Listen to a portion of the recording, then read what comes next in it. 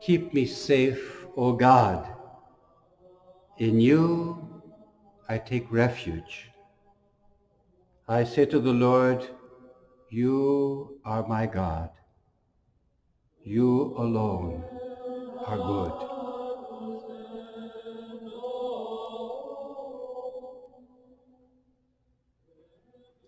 So welcome again. My name is Fr.Francis McKee from Pierrefonds, Quebec. I'm giving a little series for my parishioners here in my parish, Jesus Light of the World, and Saint Suzanne. If you'd like to join me, you're very welcome to do that. The theme is how to live quarantine. Silence, solitude, joy. A Christian perspective. I'm a Catholic priest, been a priest for a very long time. And this is second a little series on how to live quarantine, as so many of us throughout the world are having to spend 3, 4, 5 weeks, maybe even months in quarantine in the little monastery of our home. So I want today's talk to be about routine and how routine is so essential. If you're going to live a quarantined life, a bit like a monk. My father was from New Zealand, and he actually wanted to become a monk. He was a very prayerful man, and for different reasons, didn't work out. He was an only son in the family, and his mother didn't want him to do that, and he decided instead to be a father and have children, and I'm quite happy he did that. Otherwise, I wouldn't be here. So today's talk on this first part of how to live quarantine life is a routine. As I mentioned in my initial talk, many of our teenagers are saying to us, it's boring, I don't know what to do, I'm turning around circles, because they're not used to a disciplined life. There's a famous formator for the Navy SEALs. His name is Jocko Willink. He was quite famous. A lot of people are following him. He was a Navy SEAL trainer, and a little phrase from his writings caught my attention. He said, discipline equals freedom. He's right. Discipline equals freedom. You can't really accomplish anything, and then there's some dimension of discipline in our lives. Undisciplined life produce nothing. Undisciplined life leave us dissipated. So the experience of monks over the years, those who've spent time in pustinia or hermitage or time in solitude and retreat, know that at some point you need to have routine in your life. We all knew that. By our nature, human beings are creatures of habit. We need to have a routine. And when our routine is suddenly broken and the government says, go into quarantine, go in your homes, and that's it, and it can be quite shocking, especially for those who are used to working with the routine that's been given to them, especially teenagers. Get up in the morning, have your breakfast. If it's a Catholic family, say your prayers. And then off you go to school, and then you finish school, you do your homework, and then, so there's a routine. And when the routine's broken, we don't realize it's a routine, but it is. And we need to have routine in order to find freedom. St. Thomas Aquinas, a famous Dominican monk from the 11th century, one who I like very much, said something quite similar to Jocko Willink. He said, peace, referring to interior peace in my life. Peace is the tranquility of order. Peace is the tranquility of order. When there's order in my life, then I can accomplish things, I can do things. We're creatures of habit. And we like to find in our lives a sense of accomplishment.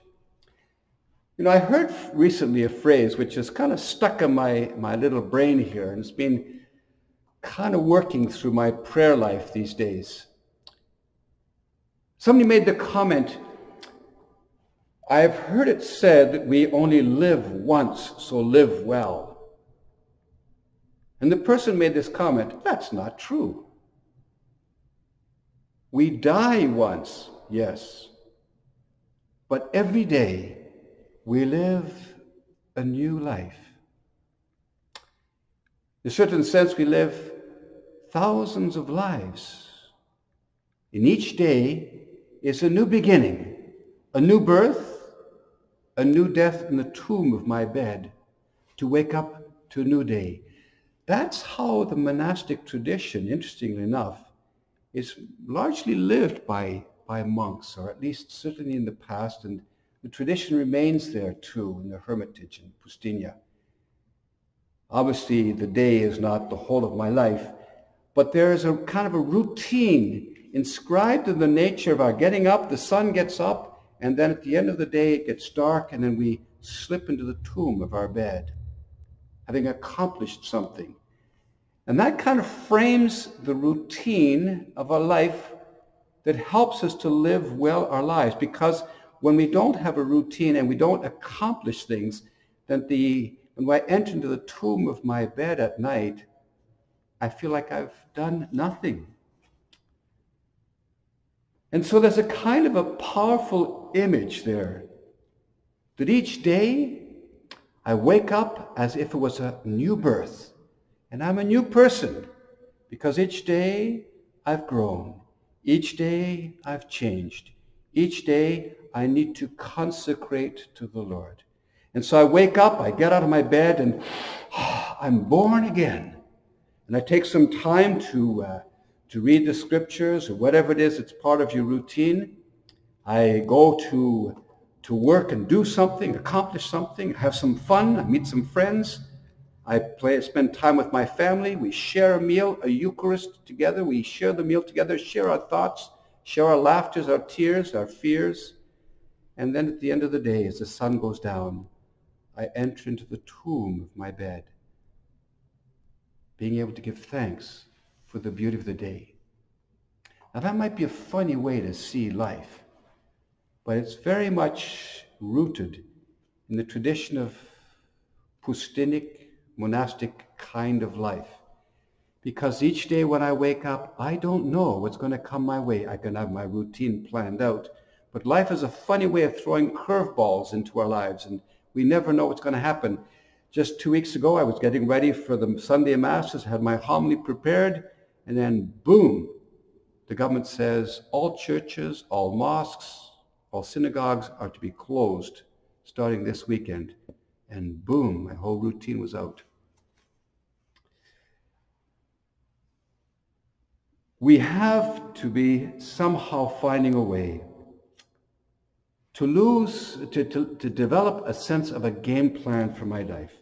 I'd like to give an example of how I lived my little routine when I was in my Pustynia last year. I think I mentioned to you in my first talk that I spent 2 months in a little hermitage. It was actually quite fun. I'll tell you some details about that. I left at the early part of January, in fact, the end, just after Christmas, 2019, and just felt the need for more silence and time with God. And having experienced Pustynia, quiet time hermitage, quite frequently in my life, facing 2 months of solitude was not something that was an overwhelming fear for me, because I knew how to go about it. Just as many of us are entering into quarantine right now, and many don't know how to go about it, I knew what to expect. I knew that there'd be no football games. In my little cabin in the woods, a cabin called St. Elie, the bottom of these beautiful mountains, it was the middle of winter for Canadians. We know well in January, February, that's the worst. I had actually originally planned to go to New Zealand to do some hiking in the beautiful mountains there because I needed some time off. And rather than going to beautiful, warm New Zealand, I chose what I felt was a better decision, to live for 2 months in minus 30-degree weather in a little cabin with no electricity, a little wood stove, no kitchen, no bathtub, no shower, no electricity. How did you survive? Routine was very important. Saturday and Sunday, I came out of my little pustinia and spent some time with the community there. But as I entered on Monday, I'd figured a bit of a routine for myself. 4:30, 5 o'clock in the morning, I get up, give myself a bit of a stretch, because during the nighttime, the fire would burn out around 1 o'clock in the morning. And so by about 4 o'clock in the morning, it was probably minus 15 to minus 20 degrees in the cabin. And fortunately, I had wonderful, nice, warm covers. And I really put myself in those, keep nice and warm. But getting out of bed was a shock to the body. Jump out of bed, boy, and you moved your little rear end to shake around there and warm up as you start getting the stove to get it going. And warm up. So part of the routine was getting up early in the morning like that and shaking the body. Going to the bathroom, it's minus 30 degrees and it's an outhouse. It's not, of course, in the little cabin. Was quite an ordeal. It was about 15, 20 meters away from the little cabin. And so a phrase from Jesus, from the gospel, comes back to me when Jesus was speaking to Judas Iscariot. He said to Judas, "What you do it fast." I certainly did. Got my boots on, my coat on, and did what I had to do. And let me tell you, that toilet seat was absolutely freezing. I actually found a little way to warm it up a bit. I put a towel around it just to keep it a little bit warmer there. But it was a cold experience.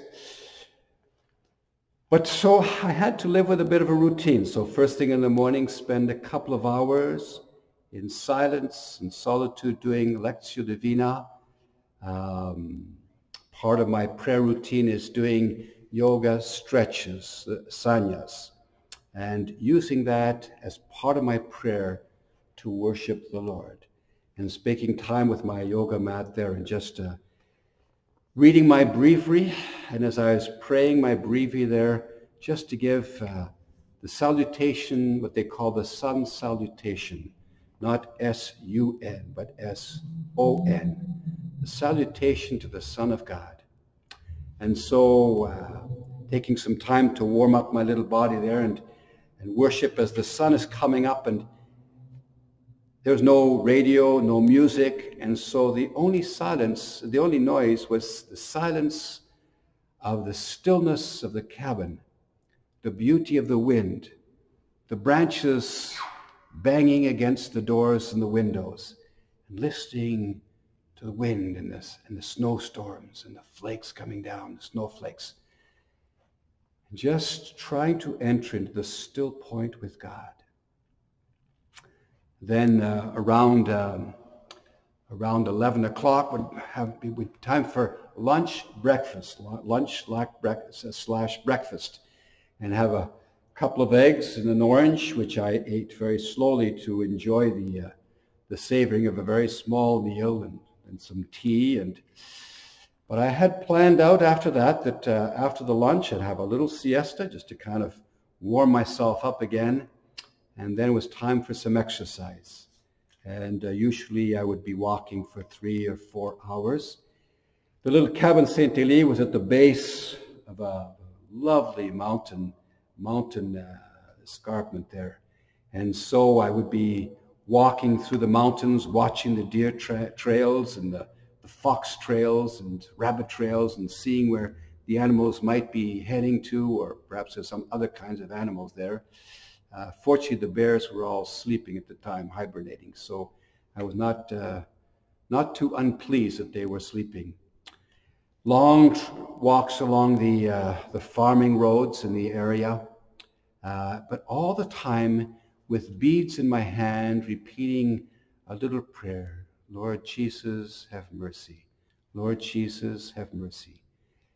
But trying to resist thinking about a lot of things, or thinking about life, or thinking about where I'm going, but simply to live this still point with God. So, get up in the morning, a couple of hours of silence and yoga, prayer, pray my breviary, celebrating Mass, usually at 11 o'clock, but I'd vary the routine. Each day I'd vary the routine a little bit just to have a bit of variety in the day. Sometimes the Eucharist was in the afternoon, sometimes in the morning. Sometimes I'd do the walking more in the morning. And then it would be a bit of supper around 5 o'clock, another 2 eggs and an orange and a couple of pieces of bread, and that was it for the day. It was time to do some reading. I had brought along a couple of books to do some reading, and did a bit of chopping of wood to make sure I had enough wood there for the fireplace, the little wood stove. It's a wonderful experience that. On one of my long walks, I ran into a wild dog, and I must admit that I momentarily thought my life was over. This thing was hovering around me, and I was thinking, my God, there's nobody around here. What's going to happen to me? And I turned to Our Lady, and she kind of scared the dog away, I guess, but he took off and left me alone in peace. One night I climbed the mountain. I climbed a number of times, but one particular day during a very, very heavy storm, the snow was basically hips to waist, waist high. And living alone and as a hermit and as a pustinik in the woods like that was not a very good idea to be wandering around in that very deep snow. If anything had happened to me, I would have been a bit of a goner, I know that. So I had enough sense when I got quite a ways up the mountain just to kind of turn around and come back again, just to make sure that I was safe. Fortunately, I made it back. I guess I'm still here. But routine, the routine of our lives, it helps to structure our day. Peace is the tranquility of order. When there's a certain amount of order in my life,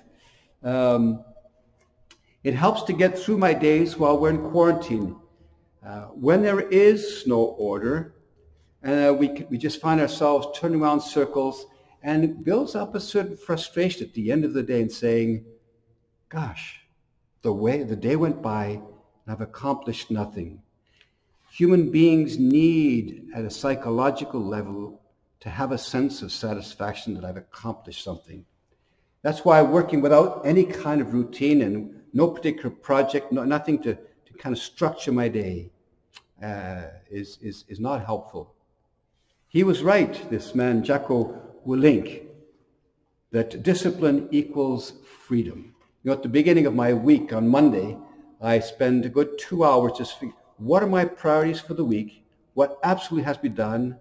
What is urgent? What is important? What's not important? And these things have to be accomplished. And with discipline, slowly, we gain a certain kind of freedom in life. So it has to be with our days. And so, what would be some things that we could consider in our day, for example? I thought about what are the first priorities in putting routine into our days. And as I thought about it and said to myself, what would be a priority? I've come to the conclusion that one of the most important elements of routine in my life, of priorities in my life, well, the first one is what time I go to bed. What time I go to bed. Why would that be? I mean, what time I go to bed doesn't matter? Yes, it does matter. If you watch, interestingly enough, if you watch monks, they're usually up at 4 o'clock in the morning, and at 9 o'clock they are snoring. Going to bed at night assures that I will get up. But if at night time, as I go to bed, I'm going into bed at 1 o'clock in the morning, then 10 o'clock, then 2 o'clock in the morning, and then 11 o'clock, and then 3 o'clock in the morning, and then 9 o'clock, I wake up and I'm groggy. I don't know where I'm going. I'm disturbed. I don't know what my routine is. And you can last like that for a little while, but at some point the wisdom of the pustinik comes through. You need to have some kind of order, some project. You know, many people have commented that, you know, if you want good cheese or you want good wine or good spirits, go to the monastery. The monks are good at that kind of stuff. Well, why is that? Just because they happen to be good at making cheese? We have a famous monastery here that's now closed up, but was very famous, called the Oka cheese. People say, well, how did the monks come up with such wonderful cheese? It's not complicated. It's because in the routine of their life, they'd added in a very important dimension, which was a project, to accomplish something which they would do very well. And when they've done it well, it takes time. And routine in their life allows them to do that. And as they experiment with different kinds of cheeses, the patience and the silence and the time at it help them to work through it. And so they made all kinds of wonderful wines and spirits and Benedictine and things like that. So I would say the first thing for me, routine of the life, and I'm speaking here as well, especially to teenagers, because my teenagers, my parish was saying, c'est plate d'être en quarantaine là. Je vous dis ça, les jeunes là, I tell you, the young people, make sure that you try to have some kind of time where you get to bed and get up. Then in the morning, suggestion, maybe some time of silence and prayer and worship, Maybe you can do it by walking or maybe just in your room, but just allow the Lord to give you marching orders for the day. That's what morning prayer is. Morning prayer is getting marching orders for the day. Where am I going? What am I doing? Where am I heading? As you get the marching orders from the day, from the Lord, you have a sense of what you want to accomplish. Okay, so you have some breakfast, and then you might do some study and work. I find as I get older, I'm moving now into my mid-60s, and I always used to take my morning prayer as the primary time. My earliest morning is the primary time for prayer. I can't do that anymore. As I get older, I find I need to do intellectual work first thing in the morning because I'm fresh. And as I get more tired in the day, I can't do intellectual work anymore. So I've kind of shifted my routine a little bit. But some time for study and work, of course, pause for meal. And then you have to have some kind of exercise. There has to be some kind of built-in, whether it's just a walk or constitutional. There needs to be some kind of time of, with teenagers, they can be riding bikes or doing whatever they want. And I think it's important to have some kind of a project. Something that we're trying to accomplish, something beautiful for my family, something beautiful for my life, something beautiful for God. When I was a kid, part of the routine that was entrenched in us, was entrenched in me, was to practice my viola. I'm a fairly proficient violist, violinist, violist. And parents drilled into us, you've got to do this project of practicing a half an hour every day. And I can't say that as a teenager I was thrilled about the idea of sitting down and playing my viola or my piano, as I'm also a pianist as well. Half an hour each day is a tough project. It's a part of a discipline that's very difficult. But then 15, 20 years later, I can play the viola very well and play string quartets and enjoy it thoroughly as a great pastime. But if we don't have that project, which we are disciplined to do each day, then at the end of my days and weeks and years, I've accomplished nothing. So part of it is some kind of a project. I think that each day we need to have in our routine something fun to look forward to, whether it might be playing some sports or playing some hockey or playing some kind of a game. But for teenagers, warning guys, if your whole day is wrapped up into playing video games, in 10 years you will say to yourself, what have I done with my life? You'll accomplish not a whole lot, except learn how to play video games well. But the discipline of a routine life, of a disciplined life, is to say, I'm going to work at this particular project, this particular endeavor, so that I can, with the years, improve my ability to do something good for the Lord. And at the end of my days, take some time at the end of the day just to kind of examine the day. So how have I done today? How have my day been? Where has God blessed me? Where has He touched my life? What's happened to me? Where did I see His presence today? And rejoice in something well done. Yes, this day has been good. I accomplished this, I built this, I read this book. I thank you, Lord, for the graces of the day. Also to take some time to examine and say, where did I miss the boat here, Lord? Where did I fail to listen to you clearly and hear your voice? Walk with that. To my teenagers who might be listening to this, guys, if you spend your whole day just playing some kinds of video games, you're going to be pretty empty at the end of the day. If you can't decide what time you're going to bed and you're just going all over the map, you will always be half asleep. Routine really does help to give some order in our lives, and peace is the tranquility of order. Human beings can't live their lives feeling that they've accomplished just about nothing.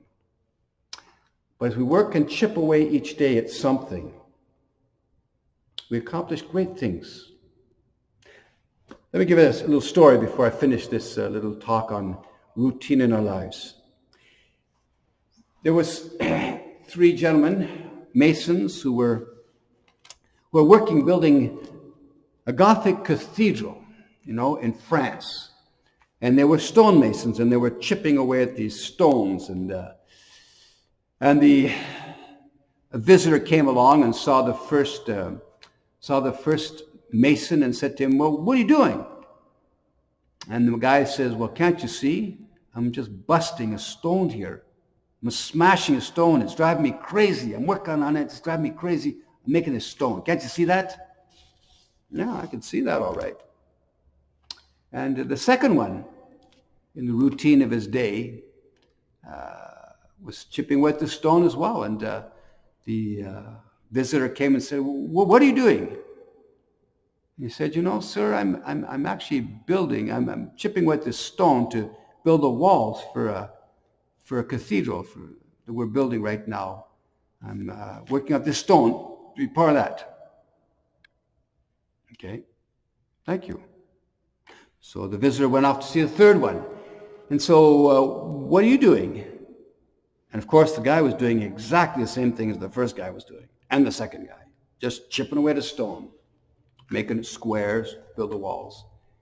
The guy got up with a beam in his face and looked at the visitor and said, "Sir, you know what I'm doing?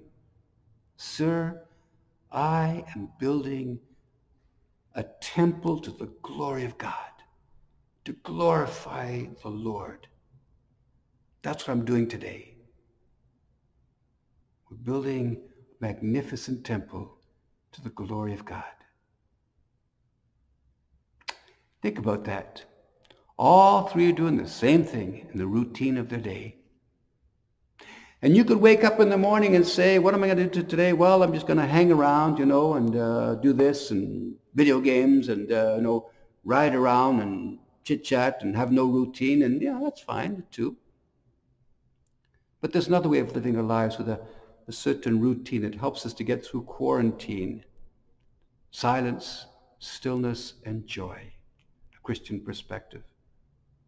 And that would be to see that all that I do in the routine of my life, as I try to accomplish little projects, as I have a sense of where I'm going through the day, I've got time for worship, I've got time for relaxing, some time for working on a project, some time for doing the work in the morning, my studies, my schooling, whatever it is, or work with my boss. I can look at the end of my day and said, I've built something beautiful for God today.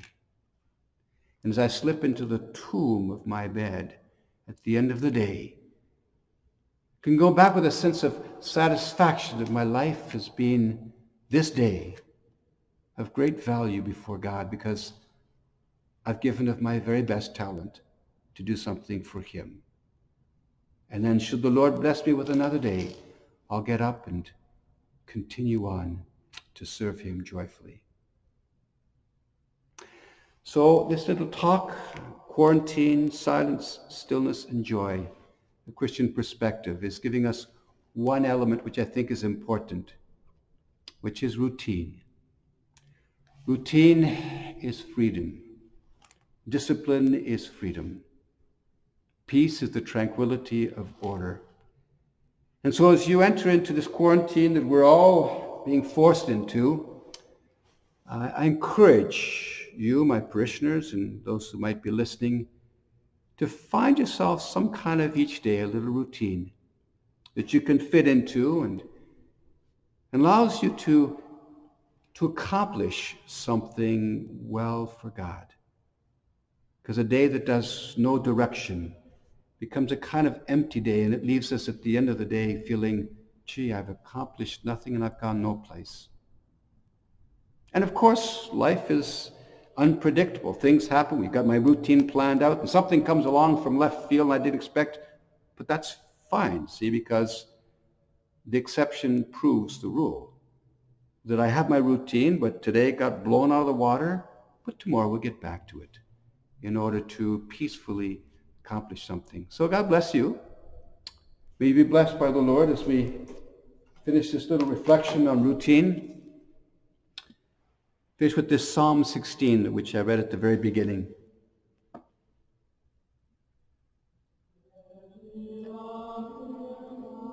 Keep me safe, O God.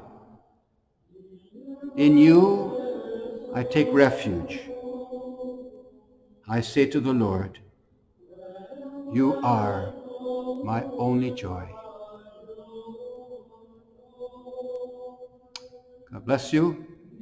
We'll pursue on with the next talk on Lectio Divina and mindfulness.